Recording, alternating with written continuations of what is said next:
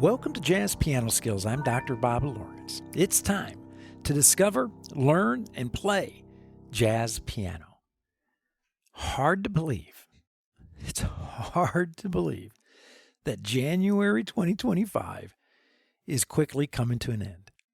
Here we are in week 4, which means we have completed learning our first tune of the year using our very organized, very structured, very systematic, very logical, 3-tiered approach.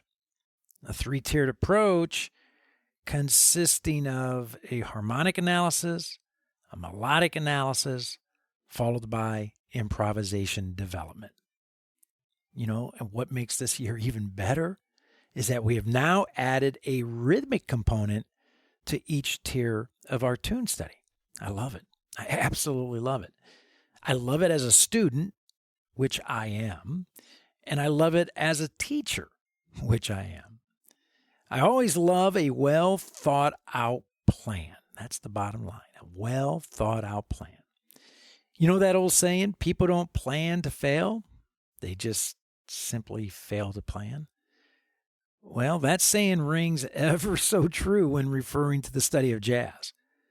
People dive in head first with absolutely no plan. No idea as to the what, the why, the how of jazz study. Now, you got to love the ambition, right? For sure. But that approach, which is used by many, easily the majority, eventually leads to a surrender. And this is exactly why jazz piano skills exist, to provide you with a plan that is derived from the 7 facts of music, which I stress over and over and over again. The 7 facts of music derived from the most important question of all that should be asked by everyone wanting to study jazz. And what is that question? What is jazz the study of? What a great question. What is jazz the study of? Doesn't that make sense? You know, if you want to study something, should you not have a clear understanding what it is the study of? It's so obvious to me that it seems silly to say. But you know what? It's not obvious. I know it's not obvious because I have the following conversation. Here's a conversation that I have with every student I teach at their very first lesson. And keep in mind, I have been teaching for over 35 years. So here's how the conversation goes. First lesson. So you want to study jazz? The response, of course, is always, yes. And then I ask, well, then tell me, what is jazz the study of? Crickets. More crickets. I wait. Even more crickets. Then I break the awkward silence and I present the 7 facts of music. I say to them, here's what jazz is the study of. Number 1, jazz is the production of sound and silence, right? Sound being major, dominant, minor, half diminished, diminished. Those are the sounds of music. Those are the sounds of jazz. Number 2, sound is produced harmonically and melodically. These are the shapes, right? These are the shapes of jazz. Harmony, harmonic shapes, melodic shapes. Number 3, when produced harmonically, right, we are playing chords or voicings. And number 4, when produced melodically, we are playing either scales or arpeggios. These are the melodies. Number 5, when playing scales and arpeggios, melodies, we are moving in one of 2 directions, up or down. Number 6, we camouflage or we decorate scales and arpeggios with tension. That's notes outside of the key center, or chromaticism, right? And finally, number 7, to make musical facts 1 through 6 interesting, we add rhythm. That's the study of jazz. Those 7 facts literally frame for us the study of jazz. And the key words from those 7 facts, we have sound, silence, shapes, harmony, chords, melody, scales and arpeggios, movement, up and down, tension, chromaticism, and rhythm. So, how important is it for you to know and understand these 7 facts of music? How important? Well, I'll be brutally honest with you. No awareness of the 7 facts of music, no way to formulate an effective practice game plan that will ensure and maximize your musical growth. That's it. No way. No way to formulate an effective game plan to ensure and maximize your musical growth means the odds of you becoming an accomplished musician, someone who can actually play tunes, someone who can actually formulate enjoyable treatments of tunes, someone who can embellish or improvise over the changes of tunes, right? The odds of doing that are massively stacked against you if you are unaware of the 7 facts of music. And personally, I would go as far as to say you have 0 chance of becoming an accomplished musician. You know, the bottom line, the study and practicing of essential jazz piano skills must be governed by a crystal clear thought process that simplifies music conceptually, right? Simplifies music conceptually so that we have a legitimate chance of developing physical capabilities. If it's not simple conceptually, good luck physically, right? Music must become simple conceptually. And we achieve this crystal clear thought process, this simplification, by making sure all that we do musically, conceptually, and physically plugs into, adheres to the 7 facts of music. So today, the last episode of the month, I am presenting a lecture series episode titled The Jazz Language. And the objective of this episode is to further clarify and simplifying our understanding and practicing of jazz by framing it with the 7 facts of music. So, today you are going to discover the 3 components of the jazz language. You're going to learn the essential jazz skills found within each of these 3 components. And you're going to play, conceptually, the essential jazz skills of the jazz language. So, as I always like to say, regardless of where you are in your jazz journey, a beginner, an intermediate player, an advanced player, or even if you're a seasoned and experienced professional, you're going to find this Jazz Piano Skills podcast lecture exploring the jazz language to be very beneficial. But before we get started, before we dig in, I want to, as I always do, welcome first-time listeners to Jazz Piano Skills. And if you are indeed a new listener, you're new to the Jazz Piano Skills podcast, new to Jazz Piano Skills, I want to personally invite you to become a Jazz Piano Skills member. And your membership grants you many very cool perks. Number one, you have access as a member to the premium podcast content. That means the entire podcast episode. The first half of every episode is 100% free for all listeners, right? We always have the question of the week in the first half. We have the educational agenda and lesson rationale laid out for us in the first half. And then the second half, members only, the premium content. That's where I unveil the lesson content, the demonstrations are available to you, and of course the weekly assignments as well. As a member, you also have access to the educational podcast packets. These are materials that I design and develop for every weekly podcast episode. The illustrations, the lead sheets, and the play-alongs. You also, as a Jazz Piano Skills member, have access to the courses. These are online courses, comprehensive, interactive, self-paced, and sequential.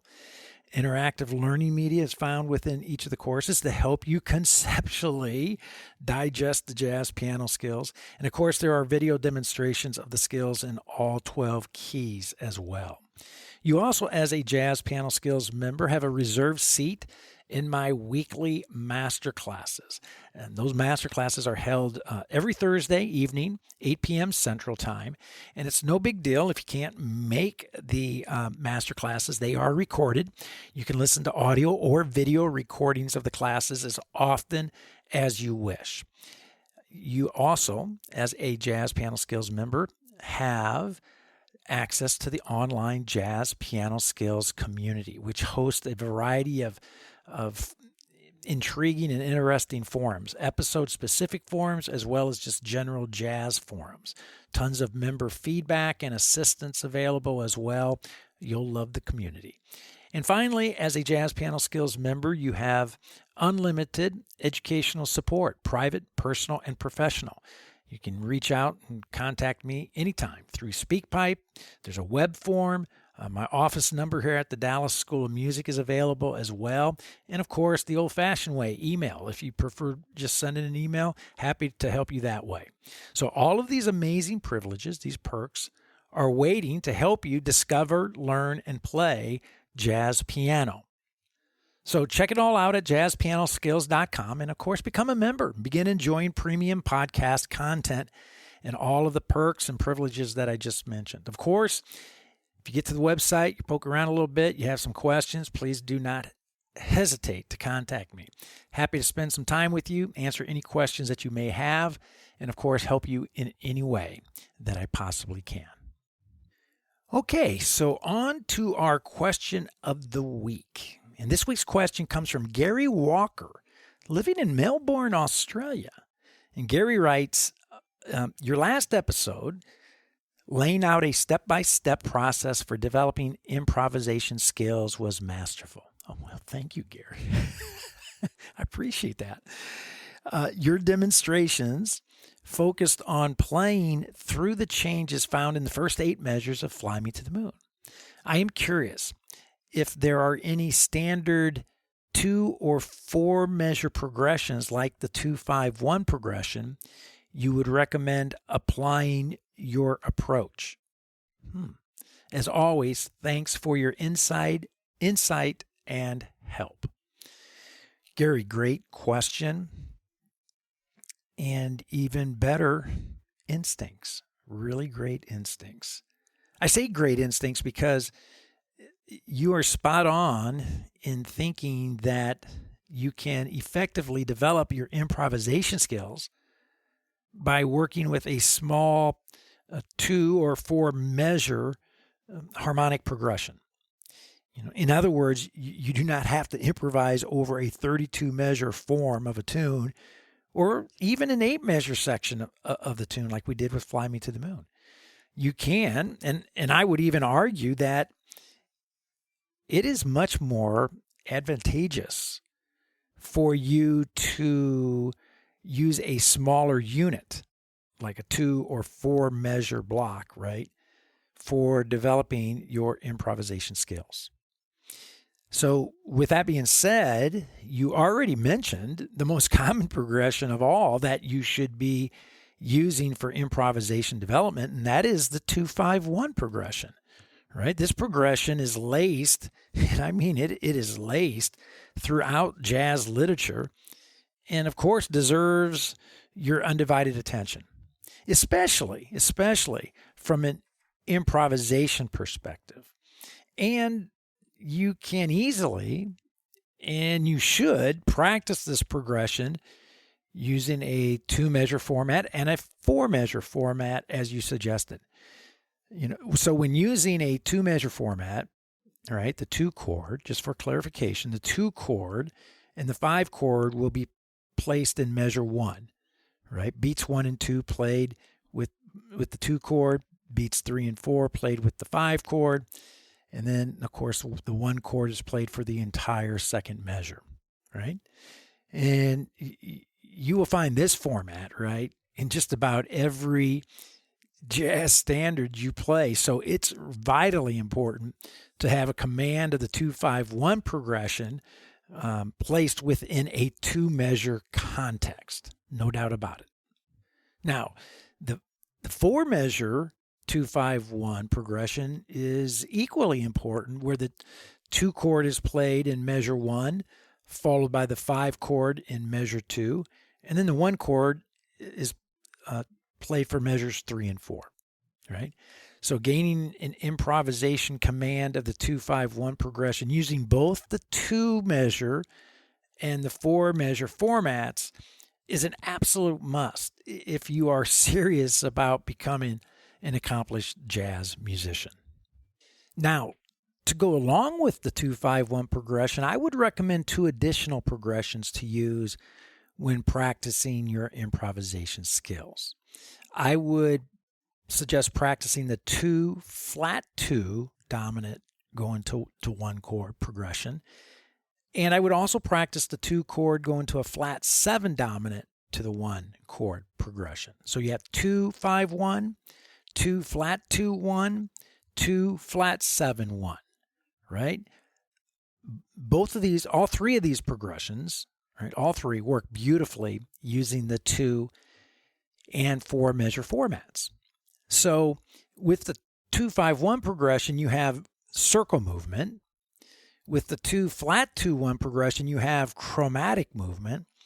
And with the 2 flat 7-1, you have diatonic movement, in that you are moving a third from the 2 to the flat 7, and then you're moving a whole step up to the 1 chord. So both those intervals, moving a third, moving a whole step, a second, these are common intervallic distances found in chord progressions that you should be familiar with, and of course are used in many jazz standards.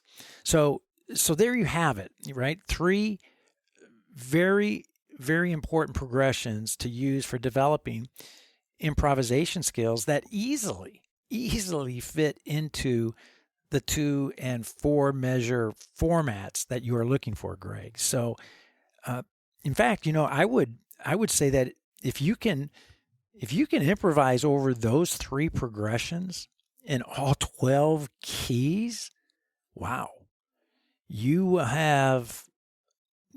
will not have difficulty. I promise. You will not have difficulty improvising through the form of a jazz standard, right? That is how important these progressions are. I had a teacher who used to say to me, Bob, I know how you're progressing by the questions that you ask and the statements you make. Wow. And I can tell you, as a teacher, that comment is spot on. I know how you're progressing by the questions you ask and the statements you make. And Greg, I can tell you, man, your question says it all. Your instincts are excellent, which tells me that you are thinking small to produce huge results, right? Thinking small to produce huge results. And practicing in this manner, these little 2 and 4 measure blocks, practicing in this manner is what I like to call smart practice. It gets right to the heart of the matter. It's efficient and it maximizes your musical growth. No doubt about it.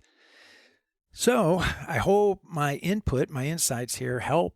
And of course, if further clarification is needed, Greg, or you simply just want to kick this can around a little more, I'm happy to do so. So do not hesitate to reach out to me.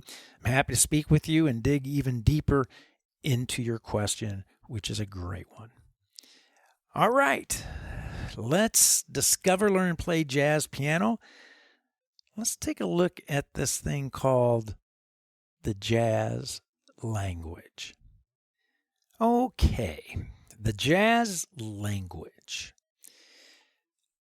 What do you think when you hear this expression?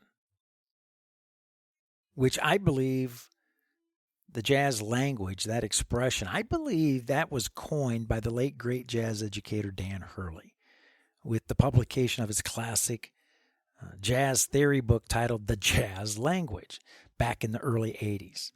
Dan was one of my influential mentors while I was doing my jazz graduate studies at North Texas State University, University of North Texas. It's a great book, great title. I highly recommend it.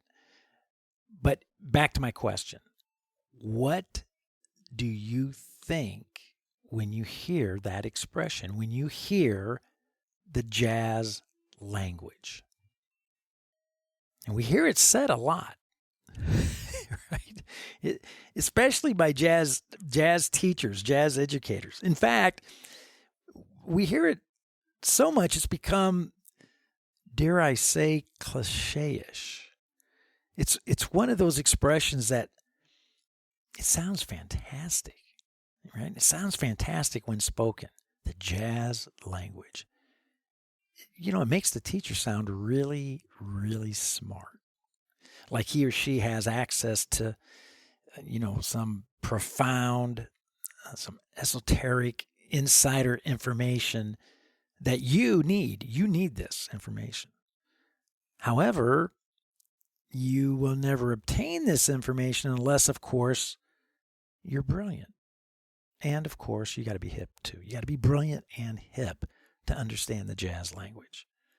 And if you had this information, you would immediately sound like a jazz musician because, after all, you now know and will be speaking the jazz language. So, I'm having fun with this. So back to my question. What do you think about when you hear the expression, the jazz language? I bet I know. I bet I know exactly what you are thinking. You're thinking licks. You're thinking notes. Notes played in a certain order with a certain feel. Yeah, that's what you're thinking. And how do you get these licks, these notes? How does somebody get access to that jazz language, these licks, these notes played in a certain order? So your jazz club membership is granted. How do you get this? Well, of course, we all know that these notes, these licks that you need in order to speak the jazz language are found in, say it with me, starts with the letter T, transcriptions. That's where the jazz language is. Transcriptions. Transcriptions and the jazz language, those are synonymous terms. Of course they are. Wrong. Very, very wrong.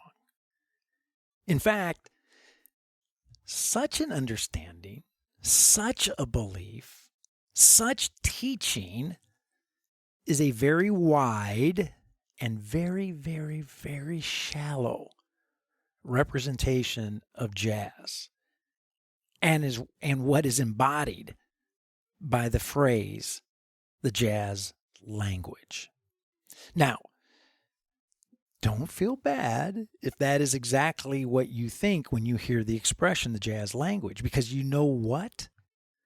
There are a whole lot of people teaching jazz teachers, that actually think the same way. You know what we call that? We call that bad teaching. Now, of course, there are many components to the jazz language. And of course, melody, right, is one of the dimensions, one of the components. But melody is much more than the rote learning of licks, notes, which of course I will address in today's lecture. So, what is the jazz language? What are the various components of the jazz language? What are the skills within each of the components of the jazz language? Well, that is what we are tackling today.